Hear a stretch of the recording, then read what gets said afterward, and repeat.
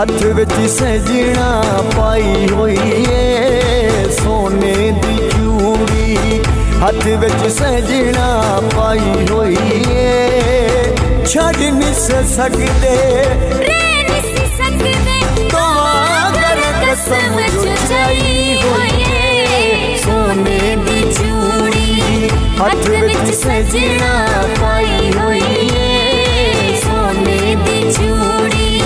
हथ विच सजना पाई होई है छड़ नहीं सकदे